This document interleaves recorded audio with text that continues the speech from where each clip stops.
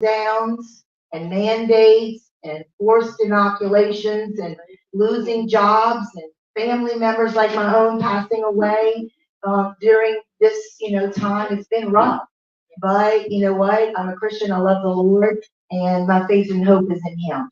And so I'm very grateful for my walk with God, and it's extremely important during these times. So anyway, welcome again to the Women's Republican Club New Orleans. This is August. We meet every third Friday of the month, excluding, what is it, November, February, and June and July. So we have a couple of speakers today, and we're going to start with our prayer and our pledge. Who is doing the prayer? Linda, would you come up and lead us in prayer? And then I know we have someone doing the pledge as well. Before I pray, I just want to encourage people that I don't think that God would have saved Donald Trump from assassination if he wasn't going to. And that's what I keep in my mind. So, Heavenly Father, we just come to you today, Lord, and we just humble ourselves, Lord. We lift our face up to you, and we seek your face, Father. Father, I just lift our country up to you, that we would turn our face back to you so you could heal our land. That's the only way that we are going to get to where we need to be. So, Father, just bless our time together, Lord, our fellowship together. Lord, I love these ladies, and we just ask for your blessings on this meeting. In Jesus' name, amen. Do the flag. And we have flags over here, flag here, and a big beautiful flag waving right there. I pledge allegiance to the flag of the United States of America and to the republic for which it stands, one nation, under God, indivisible, with liberty and justice for all. Great job, everyone.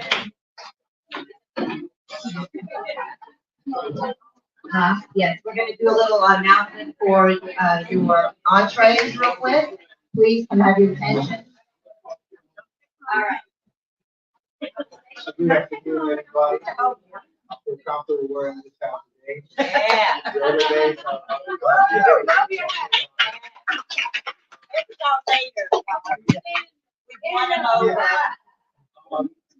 today we started off with a mixed meat salad and Italian dressing. Thank you. We have some garlic bread and garlic butter on the table. And then for entrees, we have a choice of shrimp and eggplant, breaded shrimp and eggplant, topped with red gravy and mozzarella cheese.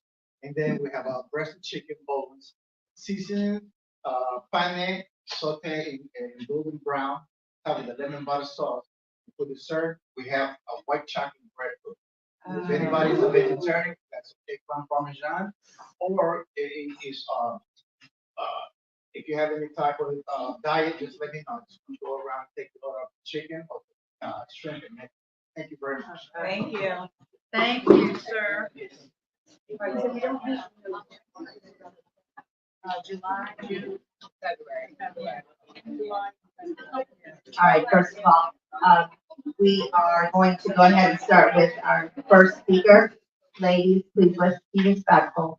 Our first speaker, I want to say I'm so excited about our guest speaker today, Louisiana GOP Chairman Derek Babcock. It's really nice. I just had a chance to meet you a couple of weeks ago, and he is a breath of fresh air. Yes. That's all I can say.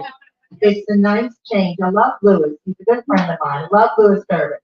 But you are a breath of fresh air. And it's good to have somebody new with new perspectives during this time. And I am so grateful for you and everything that we have. So please come on up. And we thank you so much, Derek Babcock. Let's give him a hand.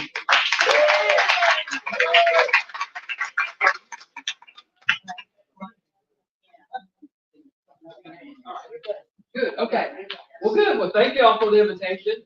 I'll tell you, when I first got elected, and some of y'all probably heard me say this, when I first got elected as chairman, Billy Nungesser called me, and he said, Derek, I'm going to give you a lot of advice, but the first advice I'm going to give you is pay attention to the women. And so, he said, your life will be good or it will be very bad, depending on whether or not you take my advice. So, Good advice. yes, so Billy's a very smart man. So, and that has worked out well for me so far. So, but I'm honored to be chairman of the GOP. I'm 4 or 5 months. I got elected April 6th. So I'm 4 or 5 months in. It's been a lot of fun. It's a huge honor, but the weight of the responsibility, I promise you, is heavy. Because I want to do a really good job. I feel like the stakes have never been higher. Our country is in a place that I just, even 10 years ago, never could have imagined. The debates that we have today are just, it's like, are we really even doing this? And yet, there are legitimate debates that we have to engage in, like how to define a woman, you know? So, but what I want to do is I'll tell you a little bit about the party, how things are going so far. But then I wanted to have really kind of some conversation because, like I said, I want to do a good job and I've got ideas about things, but I definitely don't think I have all the ideas. And so I really want to know what y'all think, what you'd like to see from the LAGOP. And so I just want to have some conversation too. So this Q&A or however we do it, that's fine. But I've been trying to travel around and meet with different groups. That's been going well. You know, I knew I was going to be busy when I took the job. I have been very busy, so you know, I tell everybody I can't complain because I asked for it, but I have enjoyed it. I can tell you, there's been a lot of enthusiasm. We've got a great team at the office. We have Corey Dennis. Some of y'all know Corey, that we ran Jeff Landry's campaign, and Corey's fantastic.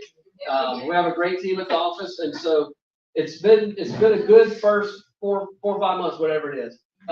So people tell you the job of the chairman is to raise money, which I agree. You have to raise money to run the party. But my job, I believe, too, is to win elections for Republicans and build the party. And so, but I can tell you on the first priority, raising money, we're in a stronger position than we've ever been in I would say, the history of the GOP. I have been able to, myself and Corey, like I said, the enthusiasm is high, and that's with these donors as well. So we've been able to raise a lot of money. We've got commitments, and we're pretty well funded as far as keeping the lights on and paying the staff and all that through the end of next year and really through 27. But I say that to say this. So number one, I don't have to spend all my time trying to raise money to pay bills. Like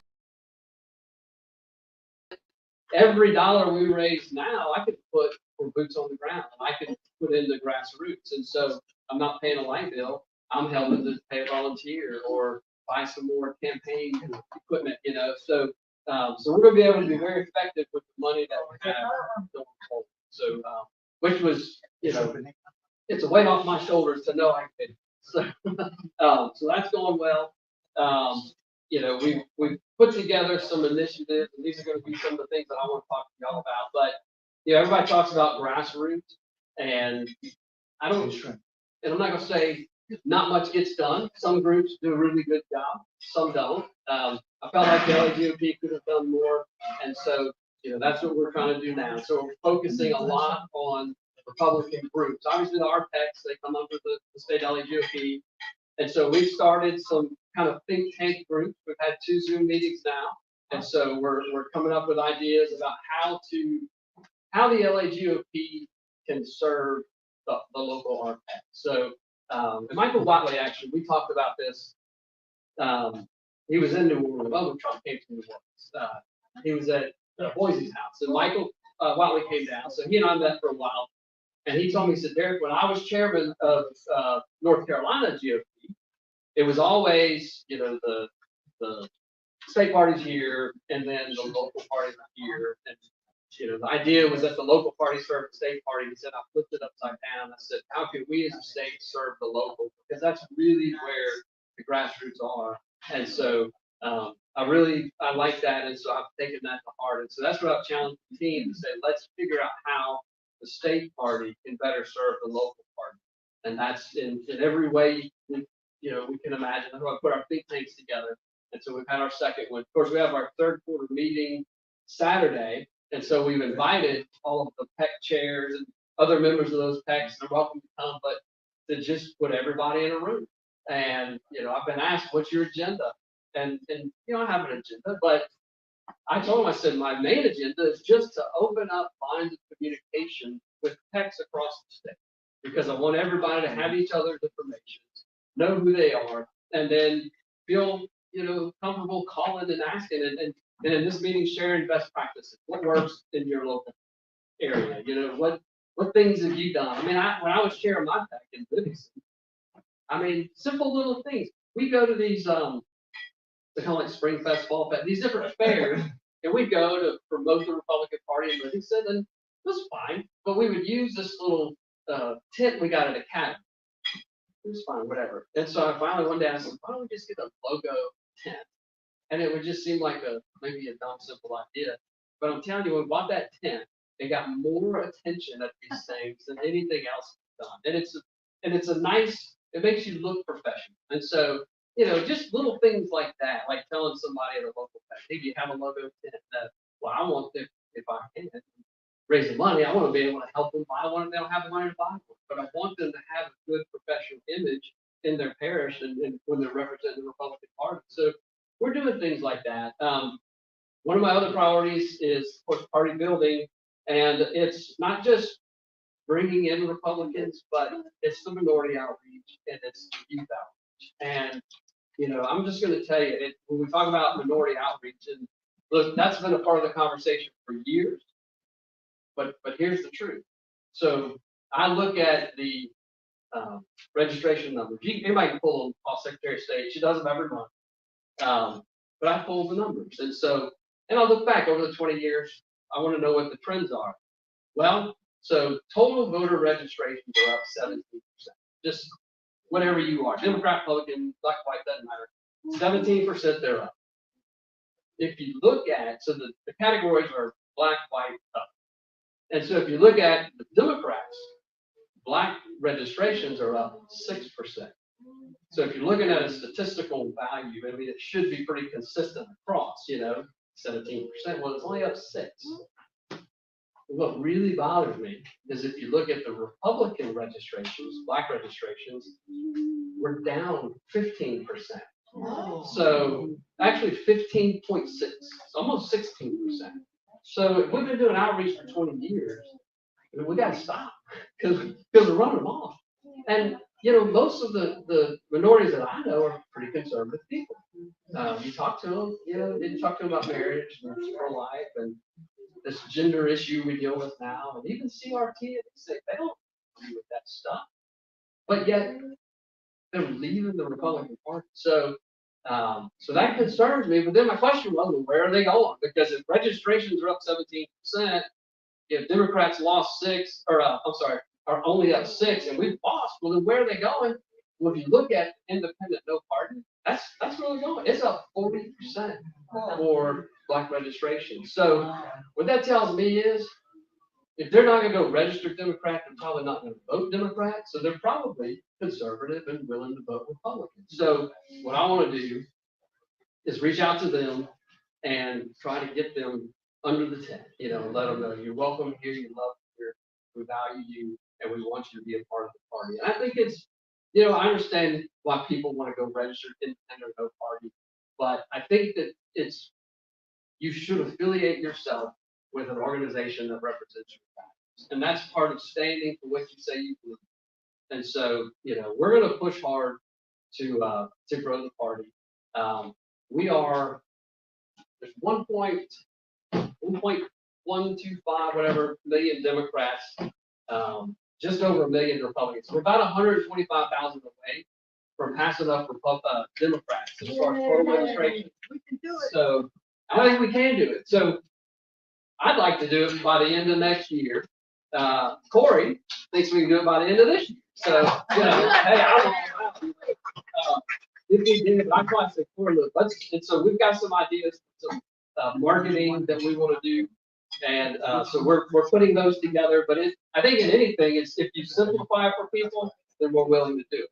And so even though it's so easy to go online, go to Go Vote, all you need to really look up is probably the audit number on your driver's license. But you go to Go Vote, in 5 minutes, you can change your affiliation, register, whatever you want to do. But you know what? it's not that hard. But if I got a little QR code, or if I did a marketing campaign that said, look, if you want to change from whatever party you are to Republican, text change to 12345. And then a lot of people would do that. Then when they do, I just single with that link and they. So we're working on some things to make it very easy for people to change or register Republican. And once we do that and we pass up the Democrat, which has been the first time in the history of Louisiana that we've passed up the Democrat, we're gonna have some kind of fun. And so, but that's some things that we're working on. Again, well, and I mentioned winning races, and so obviously we have one major race coming up, which is the presidential race. In Louisiana, I feel comfortable Trump's going to win. Obviously we don't want to take that for granted. We need everybody to go out and vote. But what we really need are volunteers that will work in battleground states. And so again, talked to Michael Watley, and he said, Derek, what I need more than money are people that will help do the work. He said, I can raise money. It's just hard to find people to do the work. And that's what we're going to need. That's going to make the difference in these battleground states like with Georgia and Ohio, Wisconsin. So, and there's a number of groups. There's, of course, the Trump Talk. I know some of y'all are doing that. You can do it from your house. They've got it all set up already. You just log in. I think there may be a little glitch in it, but we'll get that fixed. But it takes you from one voter to the next. There's the Mighty American Strike Force, which is a group we've aligned with. And so you can go on masf.online, and that's Mighty American Strike Force online, .online. masf.online. And they have for years organized groups from all over the country. And as much as they can, they scholarship these groups. If somebody wants to go to a battleground state, to go knock door to door, put up signs, whatever. But they do phone banking too, so you don't have to travel. You can just be willing to make some phone calls in your spare time to these battleground states to help the candidate, which in this case Donald Trump. And I got to tell you, I think Trump wins. I think you're right. I think you're right that he wouldn't have avoided that assassination if God didn't have a plan for him. It's pretty clear. In fact, at the convention, he wasn't supposed to come until Thursday. They tried to assassinate him on Saturday, and Monday he calls Watley, and it was just another show of strength, I think. But it was so it was kind of emotional actually when he walked through that hall and you saw him come into the arena, and you could see it on his face, like it's just so. Yeah, I mean, it was and it was kind of emotional for me. So then I asked some other people. I said, "Well, what did you think?" And they all said the same thing. They said it was kind of emotional. And so, I think clearly God's got a plan for him. Clearly, I think God's got a plan for our country. And so I think we're gonna be okay. But you know what? He's called us to obedience. He's called us to do the work. I mean, faith without works is dead, right? So we've got to do the work to make sure we get him across the line. So let's. And I know I'm running short on time. I wanted to do some Q&A. So I want to talk a little bit about legislative sessions. I think we had some great bills. I'm excited about our legislature, 2/3 majority on both sides. We got our governor, Republican governor.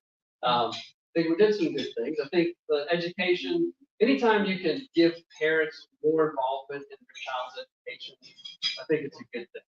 I know there's been some different opinions on that, but I think overall, if you look at it and again, give parents the ability to have more say over their child's education, they're going to do a better job. I'm excited about Dr. Brumley. You brought in PragerU, and I'm going to tell you, it's appalling. Like, why would it be such a problem to teach our children American values, pride to be an American? I remember growing up, and I'm 51. I grew up in the 80s, and I was so proud to be an American. And they taught me that in school. Now it's offensive to teach that. And I understand that. So I'm so proud of him for bringing in PragerU. And he was called into the Senate, and basically, in my opinion, they tried to, I don't say bully, but intimidate him about what he had done. And I went down there because I was going to support him in that, and they closed it and did an executive session. They wouldn't even let us in. But he stood strong, and thankfully, we have Frederick now. So, look, if any of y'all talk to him, let him know how much you appreciate him, because it's a big deal. And if I can jump back real quick, talking about party building, the kids, or the 25 and under group. My kids are 25, older actually. But see, the young people anyway, if you poll these kids and you poll Republican values like marriage, family, pro-life, even issues like free enterprise and capitalism, things that made our country great, we're losing. Our kids don't agree with us. And some of them, it's 70, 80%. And so if we don't start to influence these young people that are now voting and soon will be voting in high school, whatever, it's not going to be as good for us as it is today. In Louisiana, we're struggling. But so that's a major initiative, just to jump back to party building, that I want to raise a lot of money to put an LAGOP campus or Republican campus on every college, university, campus, community college campus. Even the farm groups used to be pretty popular. Teenage Republicans in the high school. And so, look, I don't want to go there and give them a bunch of political speeches. They don't want to hear that from us. But what I do want to do is bring light in the dark world and start to build relationships. Through relationships, you can influence people, and you influence them for real. And then they start to think differently. So that's one of our major initiatives. Let's see, on elections. Okay, so we've got, I guess, there's a couple of congressional races, CD2 and then CD6. Obviously, it was redistricted. And so for us, we're really, I feel like we can keep District 6. And if you look at that district, they say, oh, well, that's the Democrat district. It was drawn that way, and that's how it's going to be. Well, I don't believe that, because what they did is it was drawn along racial lines. It's a 55% black, 45% other district. And so they think, well, that's going to be a Democrat district. Well, first of all, again, I think a lot of the minority voters that I know are fairly conservative people. I think that you're going to have the presidential Trump factor. I mean, this year, even in Louisiana, we know Trump's going to win, but if there are people who will crawl through glass to go vote for this man because they love him, they believe in him, and it's just, even though they know he's going to win big, they want to be a part of that big. And so they're going to show up to vote. But the other thing is, elections are all about turnout. And so if you look at the actual numbers, you got, it's about turnout. I think they're going to turn out because they want to vote for Trump. But if you look at the 55% black, 62% of them actually vote, which equates to, and don't let me lose you on this, but actually 51.85% of that district that will turn out to vote. Even though the white is 45%, about 75% of them actually turn out to vote. So the difference is actually 51.85 to 48.15. Looked at the numbers, and so I know exactly how this works. So it's a 3.7% difference within the 4% margin of error. So, you're not looking at a 10% margin, you're looking at 3.5% margin. And I think we can win that. So we're working hard. With Christy Lynch here is running. I know Shondrell Perriloux's running here. The LAGP has endorsed Christy Lynch in that race.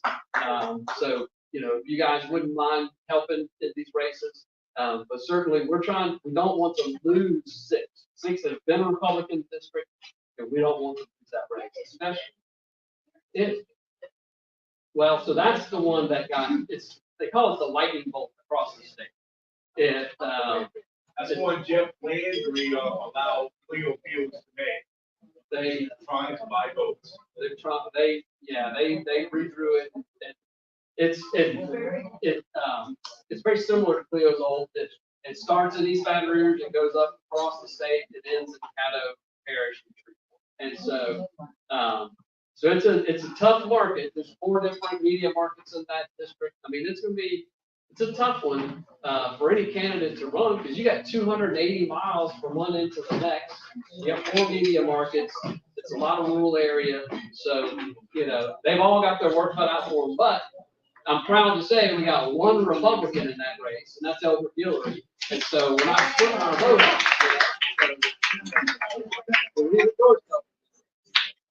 That's split the vote right.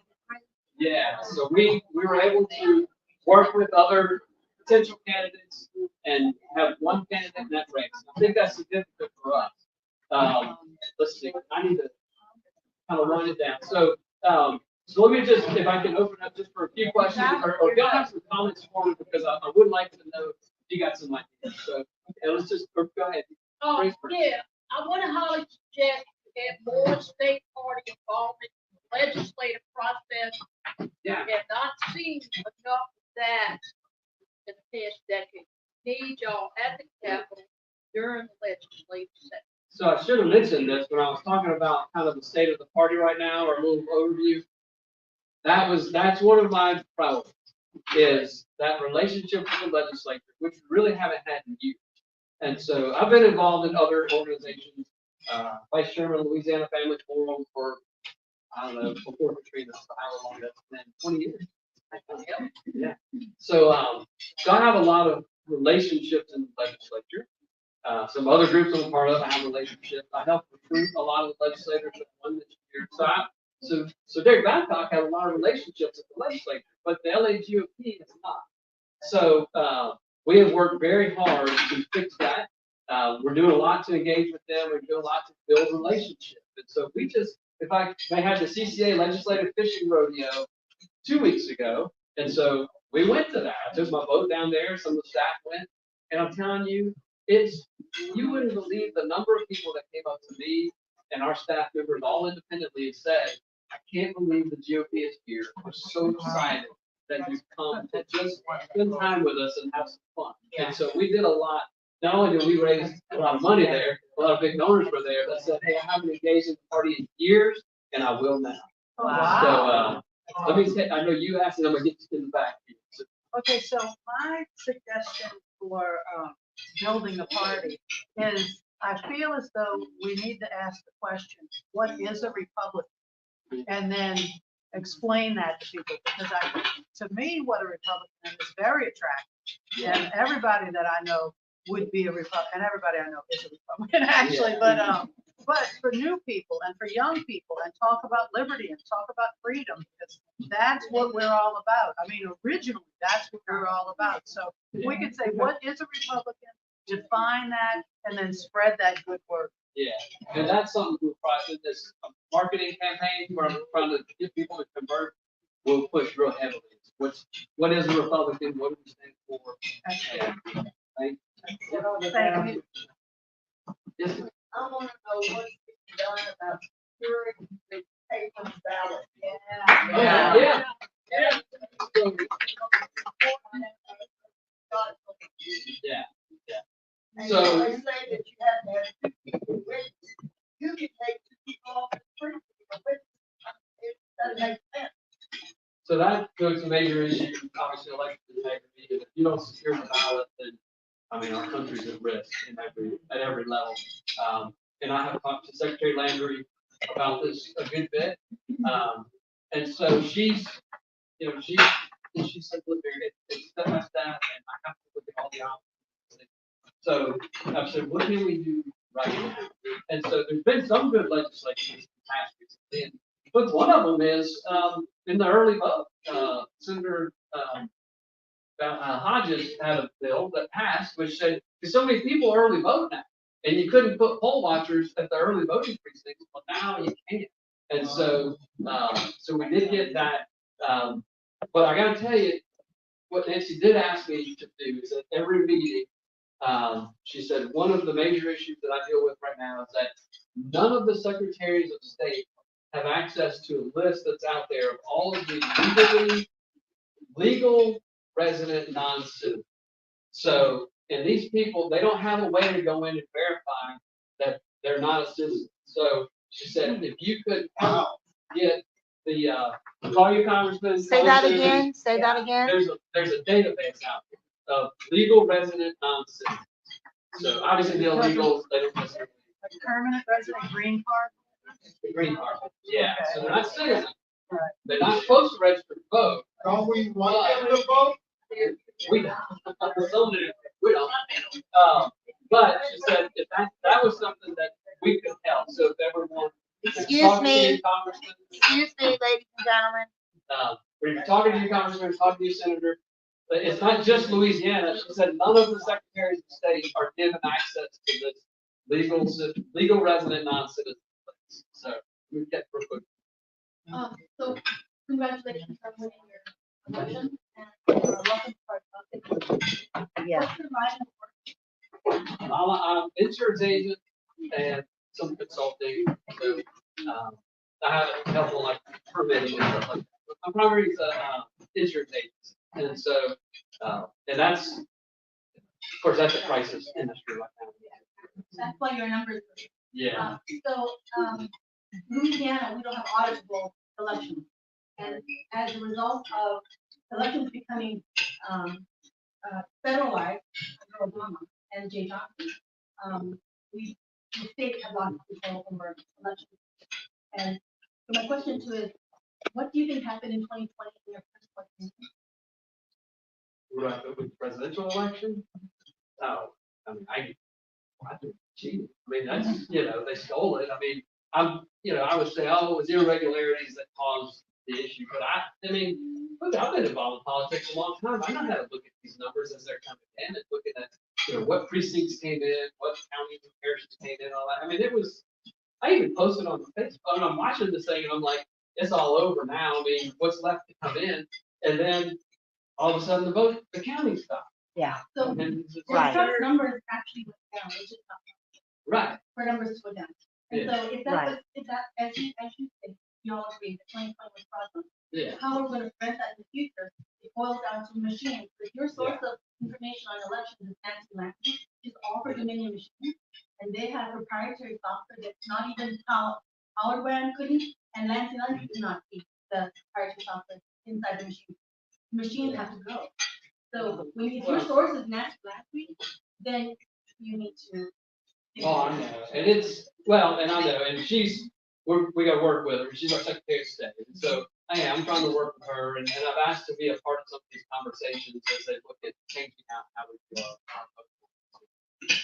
I'm sorry. Did you just partner with Alabama, who's cleaning up their vote rolls, getting involved in illegally registered aliens on the rolls? I think we just partnered with them. I know. They removed files from the Yeah. roll. I had talked to her about 2 weeks ago. I didn't know about Alabama. Maybe we did, but I know she's working very hard to try to clean up those rolls, and those non-citizens are a big part of it too. But yeah, I know she is working on it. Because with motor vote, all Yeah, they have to do is go to the license, and I ask them, are you a citizen? They say yes, they're not Right. asking for proof. And unfortunately, we did get a bill passed where they're now gonna have to require proof, but it won't go into effect until January 1. right. Yeah, What good that After is. the fact. I know. And I can tell you she's got some frustration on that. So, Yes, couple of years ago, myself, Martha Huckabee, and Terry Bourgeois went to canvass in a Central Parish. And you'd be surprised what we found. We found empty lots and mailboxes that were registered, like UPS mailboxes. yeah. I'm not Oh, lying. yeah. I know exactly what you mean. I had some myself when I went, and because I had to win elections at the local RCC seat, I went and walked door to door, and there were some empty lots that I went to, and I noted it on the voter vault thing or it's called sign. And I still think Brandon Trosplay was the real winner. The me, he cheated here out of Yeah. Well, and then maybe the last question. Yes, Sharaya, I think it probably had a lot to do with COVID, talking about 2020. So on that note, is there any conversations about what would happen if they start talking about lockdown? They're just bringing out monkeypox, they're bringing out everything. So I'm just curious if there's any conversations going on with GOP about how they're gonna protect their voters from that circumstance. No, I can't say that there has been, not that I've been a part of, but I've been, the RNC has, of course, lawsuits all over the country about different, voter, how ballots are counted or cast. So they are doing everything they can to try to stop a lot of what happened last time. They're working very hard now. Obviously, pushing early voting is important. Everybody knows that. They're pushing the mail-in ballots now very hard. They're gonna be calling people when those mail-in ballots are sent out. And that's how they get everybody to mail in ballots if there's another pandemic. So, Look, COVID, I've got an opinion on COVID. I've got an uncle who was very involved in so it was, We're good. I just have one thing to say. You have 5 minutes. I don't early vote because early vote is better than vending machines. Now, I trust the mechanical ones a little more. They're not perfect, but I trust them more than the vending machines. Let's just be honest. Vote on a machine. Even if it's airlock, somebody coded that machine to count. But when you can hook up to the internet. So Computerized. Your predecessor was Louis Burbidge, chairman of the LAGOP. His number one goal was fundraising. The reason why he failed in that was that people can catch the vision. Why would you want to give money to the LAGOP when the money, you don't know how it's spent? So for you to raise money successfully, you're gonna have to show us where that money is being spent. So the number one failure in my glaring example is Plaskton Bernard. He ran for District 2 and lost for his party. LAGOP and Louis Burbidge did not support him with one penny. They came so late to the game. By that time, all of us we had been canvassing tirelessly. And so if you're raising money and you're not supporting the right candidates, you're not gonna raise money. You're not gonna be successful. And I know Plaster well. He's a great guy. So I love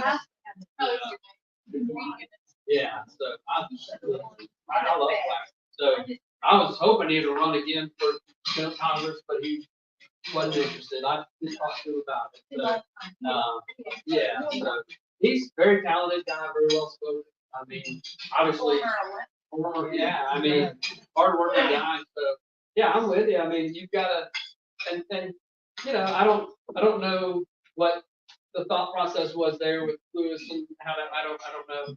I thought Claxton was a great candidate. So, but we're raising good money because, there's some new excitement about the LAGOP. But we're committed to transparency. I know that was one of the issues when I ran. And we're going to be as transparent as we can be. I'll show you everything. I'm appointing Eddie Risponi. If some of y'all know Eddie, he was big on transparency, and so he's going to be my new finance chair. It's got to be approved tomorrow by the RSC, but that was my choice to appoint, and so I've done that. I volunteered for his campaign, and he was big by a landslide. So all these parish cemeteries gave in, and John Bell won the election. I know that was better fraud. He was a good man. Yeah, but that was one of those issues where they put him in because it had Abraham, or he jumped in and then split the vote. Well, And so Abraham would have won that had Risponi not jumped in the race. And, so we go way back. Split that vote. And we keep doing it over and over again, don't we? Yeah. And there wasn't enough time between primary and general. Yeah, but I think Risponi jumped in to there was a good amount of time that Abraham was running before Risponi jumped in. Yeah. Yeah. With this new, with you being the chair, we normally consider before it's so big and decision, and to have more of the RFA inclusive with your decision making instead of just the South State Central Committee, because what I'm finding is that the RPAC, without them, there would not be no state central committee. And I feel that moving forward, I think you should be more attentive to the ears of the local RPAC in each district instead of these small special interests. And you also need to, before making decisions, must make wise political decisions by first looking at your demographic makeup, comparing them to your candidates, and not allowing outside forces to allow you to be distracted from what realistically makes sense. We have historically two predominantly minority districts. For example, I only heard you mention about District 6. I was previously in District 6 before redistricting. I am now a candidate for District 2. And however, if you look at the demographics of District 2, you will see the majority is over 57% minority democratic population.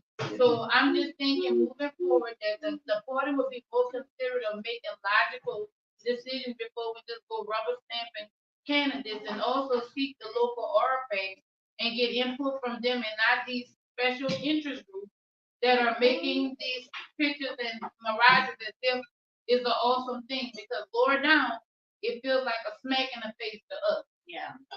Well, and that's part of what we're trying to do with the RPACs is when we bring them together is open those lines of communication. Look, make sure I have good information on who's on the RPAC. It just seems like a lot of, you know, the lead candidates, you know, like the judge, what was the one, Just Rowan, yeah, no, the guy who won the RPAC, he's a councilman. Ron's Liljeburg. Yeah, Liljeburg. And Yeah, I mean, well- and Jennifer Van Frank and all these kind of people who, you know, are elites. Right. And they're in the, you know, I hate that. Special And interest. what about that thing that they sent out before RPAC that had all these, we recommend these candidates, but nobody knows who sent that out. That would be, Mary, Was like a that's slave. right, and Debbie. Nobody knows, yeah, the slate of candidates they recommended, and nobody knew, who sent it out. And they all recommend, almost all of them won. Mary, And they And gave they them. were all of the elites. one second. Mary, stand up. Has Mary stand up? Thank you. When it came to our day, I was. 3 days before the election. Yeah. You turn the card over and they can't dare people for our tax. Their choice. The people who were not on that card didn't. For the most part. It's, There's 3 of us that were running, that were not on that card. 1, 2, 3, 4 of us. So we know. Go ahead. Okay. Let me invite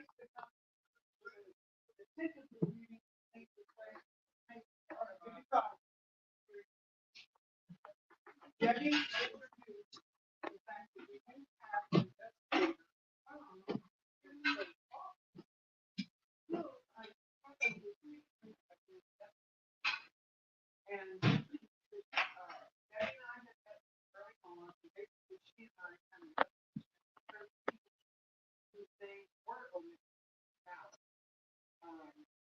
The data was by data group and other organizations. And it clearly shows that by reading it did affect outcomes. Now, I happen to have run for RPAC in District 5, heavy population. When you look across the 5 districts, the total number of votes that I personally got exceeded tons of people across the number of candidates per district. I got 2,550 votes.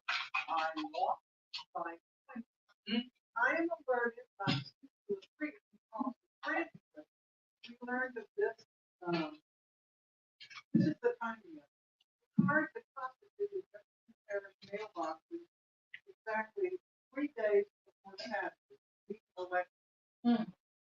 That was a Wednesday night. I was have been asked to speak at a function. I get the card out of my mailbox at 5 o'clock. Whenever this function, I have steam coming out of those ears because all of a sudden I realize, why is it like that? Then I cross the districts and I see other acquaintances who have been omitted. Guess where these people are politically across the conservative spectrum? They're all in the deep, feet on the ground, grassroots conservative. We all belong to the same organization. The campaign card that my picture was on was side by side with Pat Root. Remember Pat Root had one for judge? Okay, he and I were backed by this big grassroots group organization. Very proudly, and we started together. Pat did win. He happens to also be a neighbor.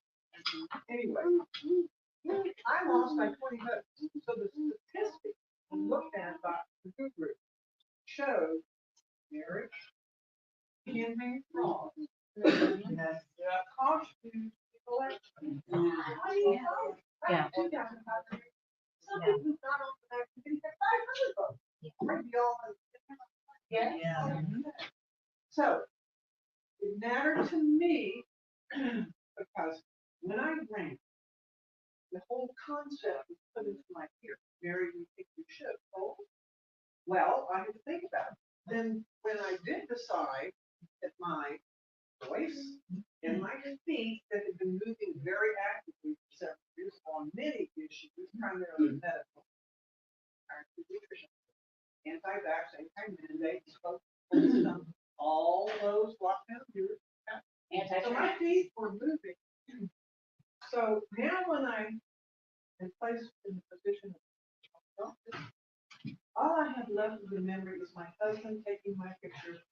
He said, stand there. So the person's for, there's my name on the ballot with Trump, right? I'm so thrilled. And Ray takes the picture.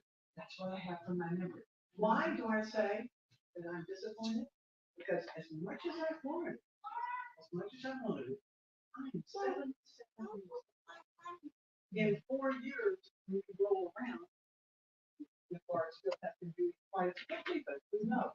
I felt to have what I knew I could do well at, grassroots and in my community, giving the voice to my neighbors. Thank you, Mary. Thank you. I banged on the doors, okay? Thank you so am I much. angry? Oh, y'all got me. Why don't you make me stand up, Yeah. Suzanne? Thank you, Mary. Thank you. Because, you know, I have to keep that, but I have to keep the lid on that. Yeah. Passionate about it. Yes, thank you so So much. So, and, I mean, I don't have any. Input. But I'd like to see it. The case is still open, and there's plenty of Republicans that were affected. I ran at large, and it affected me tremendously, very much so. So,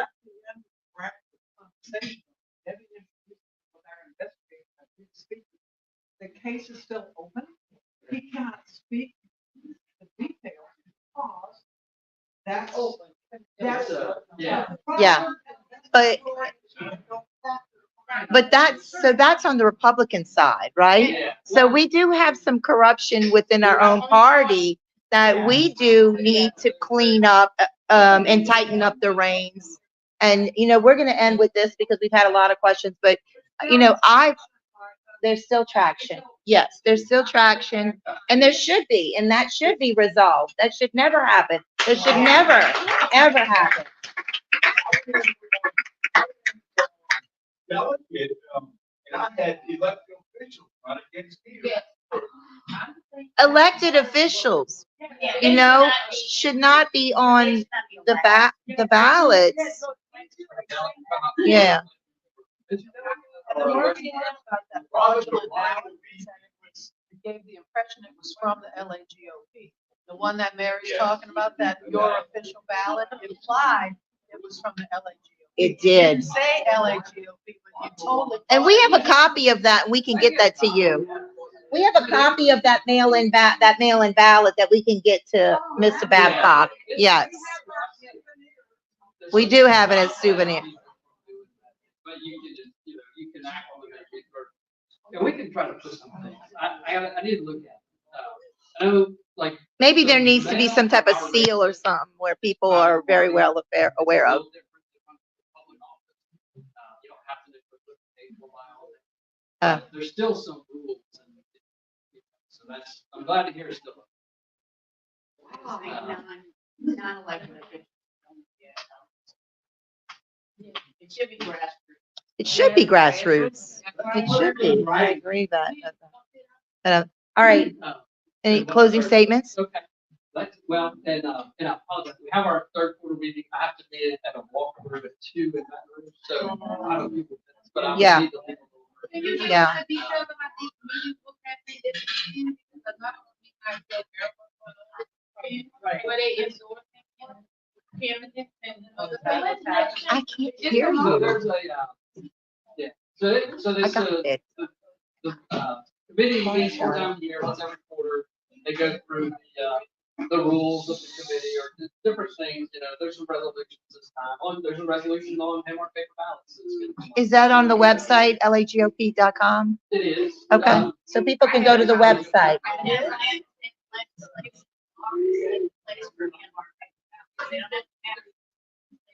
It's already there. Okay, well, I know we have resolution. Brandon Trostler laid that out. But what time is the meeting tomorrow? Start at 10. And The guests are welcome. it's open to the public. Yeah, where do you go to on the website to find out the time and location? And where are you gonna be looking? Uh-huh. It's under events. It should be under events under lagop.com. It's tomorrow at 10 o'clock it starts. Public is welcome. It's designated seating for the members, and then there's guest seating in the back.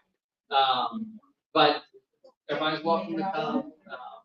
There's not a lot on the agenda tomorrow. On the endorsements, there is a process for that, which is there's a process today. We made some things on it, but you have to get a majority of the elected RCC members. Just so y'all know, and I'll conclude with this, but the way the endorsement process works today is if you get a majority of the elected RCC members within the district that you're running to send in a request to endorse, and it's at least 50%, you have to get a majority. Then the executive committee meets and they discuss it, and they typically are going to honor the wishes of the members from within that district. It's not 100%, but it's.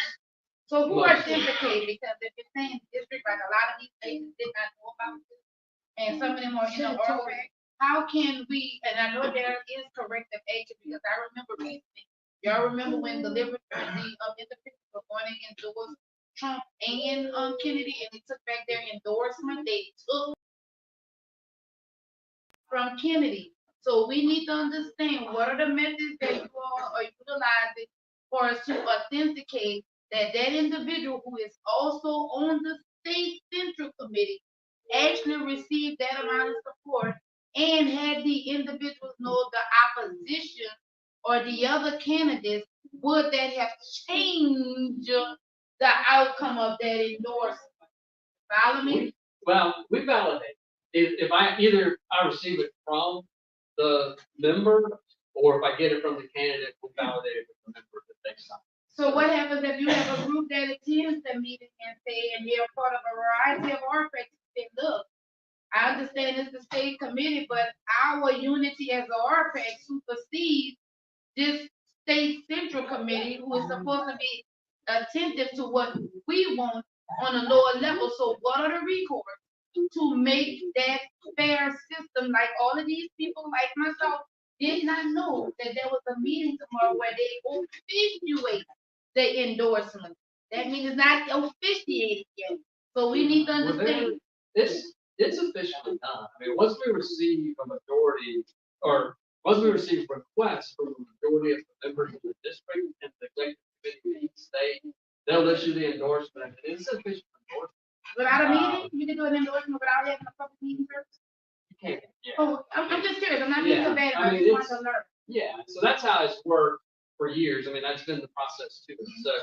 So ultimately, the body of the RSCC is the governing authority of the LAGP. So, you know, but once an endorsement's done, it's, I don't know that one's ever really been overturned. So, But there is a stipulation for that. If there's guidelines to say, like, if the oral pay becomes aware of variety of, like, you have 3 or 4 different parishes that's within that extra district. I'm talking about oral pay that's in the district of where those decisions were made. and I'll tell you this, so there's no like policy for that.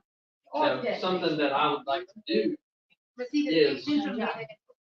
involve, yeah. Anyone else? See, I was just trying to. All right, observe. okay.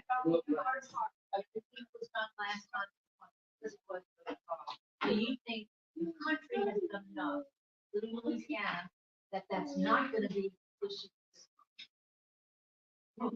Do I think so? I don't. I mean, I think a lot's been done. You're dealing with a lot of judges that are, you know, activist judges that, you know, they have some restrictions on what they do.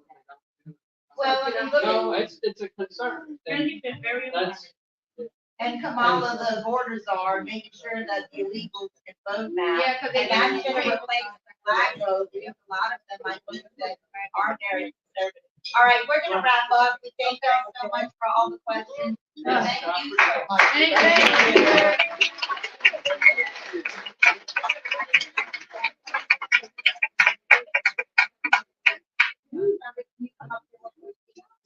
Tommy, Linda, Carol, I just comment on what you said. yes. As far as, do I think there's Oh, nothing on okay. it? Say, too big for me, and that's his thing now. He knows they're gonna be losing, but he wants to win so big that it's too big for him. So when you hear him say that,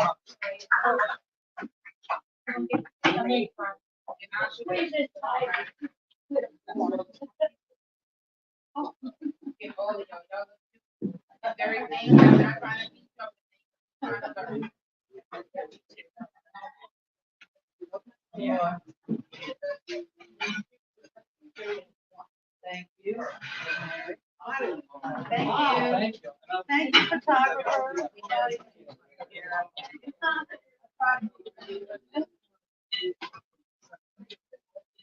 Sure.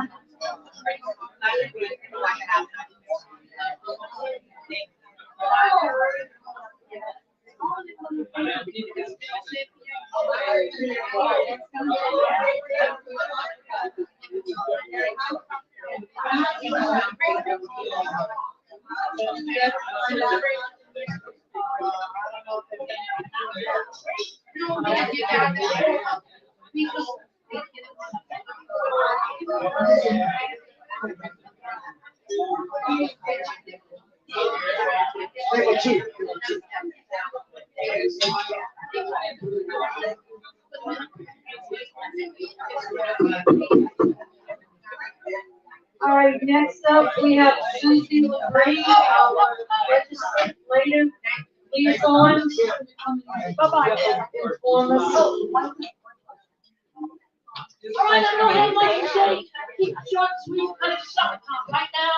Hey, what was superior? Hello, man. Wow, I'm totally shocked. I'm getting the news here today. All right. What I want to just tell you, there's not much going on this summer, but what I'm working on now is, you know, we've got to clean up the crime in Orleans. And there's nothing to do. Juvenile justice. I work for a lady named Jill Dennis, and Matt Dennis. They got ASAP insurance released in what it is an ankle bracelet monitoring business. And they are the stars now. They're pioneers in creating quality control standards for the ankle bracelet monitoring business. When you have prisoners under there, the company that owns these ankle bracelet monitoring industry products, they need to be responsible for their prisoners that they have an ankle monitor outside jail. They monitor 24/7, 365 and a quarter. They are writing standards to bring to the legislature. Just passed one bill to stiffen quality control of this industry. And I like to call them like a portable. I like to call them like a portable jail. Yeah. You know, and this is better than jail. If you mess with the bracelets, you take it off, or if they go uncharged, they have an ADB GPS monitoring system on the computer 24/7, 90 days monitoring. If you do it violent, they will send a bounty hunter out to arrest you. And faster than any police and sheriff department will ever be. You don't mess with these people. We're gonna get back to John Ray, Ronald Ray, and we're gonna have quality control. Now, Matt and Jill have been on the news a lot talking about this. And a lot of their competitors have been negligent on their prisoners. If they would have been on Matt and Jill ankle bracelet, you wouldn't have had a murder in the French Quarter, a murder up in Natchez, wherever that was. You have a lot of murder that could have been prevented. So they have nine pieces of legislation they're going to submit that I'm going to be back and working on. That's all I have now. There will be some more legislation to define what we have passed, because these bills that passed are not perfect, like that one, that election integrity bill. Why does it take effect on January 1st? That's one thing. We can have these effect now. I want it now. I want it yesterday.